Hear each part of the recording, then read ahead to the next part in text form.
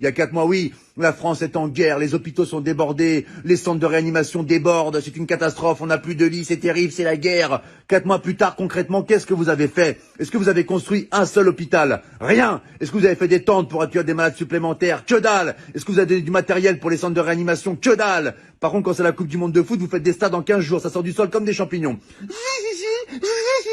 Les stades, ils les font en 3 semaines. En Chine, ils ont fait un hôpital en 10 jours. Nous, ça fait 4 mois, on n'a même pas des couvertures en plus. Un oreiller non plus? Bon, bah écoute, c'est super, hein, vive la France.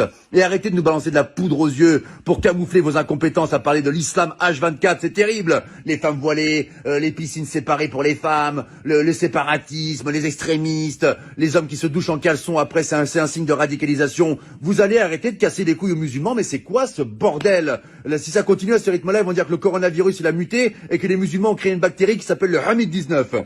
Nous sommes avec Jérémy qui a été infecté par le Hamid-19. Pouvez-vous nous raconter votre calvaire, Jérémy? Bah, ça a commencé par la barbe qui pousse toute seule, alors que je suis un berbe à la base, donc c'est un peu incohérent, vraiment. Et après, les premiers symptômes, j'ai dit des mots d'arabe en pleine nuit. Je me réveillais, Allahu Akbar! Et là, vraiment, c'était vraiment difficile. Et le point final, ça a été quand je mangeais avec maman. Elle m'avait préparé un cassoulet, c'est une bonne vivante, maman. Et puis là, d'un coup, il y a une phrase qui est sortie. Ashhadu an la ilaha illallah wa ashhadu anna Muhammadan Rasulullah. Le verdict était sans appel. Maman a appelé les pompiers. C'était le Hamid 19. Mais aujourd'hui, ça va beaucoup mieux. Hein. Je vais à la chasse avec mon berger allemand et je fais de la pétanque avec papa.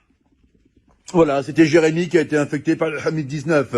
Laissez les musulmans tranquilles, c'est insupportable. On a l'impression qu'il y a que eux qui existent dans le monde, vous les massacrez H24. Là, je m'adresse au peuple de France. Il faut qu'on défende nos frères musulmans, ce sont des Français à part entière comme nous. C'est comme si on laissait un gamin à l'école se faire tabasser par 10 personnes et qu'on réagissait pas. Il faut qu'on les défende, d'accord? Les médias se servent d'une minorité pour salir une majorité. Ils leur cassent les couilles. La plupart des musulmans, ils sont en France, ils sont sans problème, on les entend jamais. Ils veulent une vie tranquille comme vous, comme moi, comme nous tous.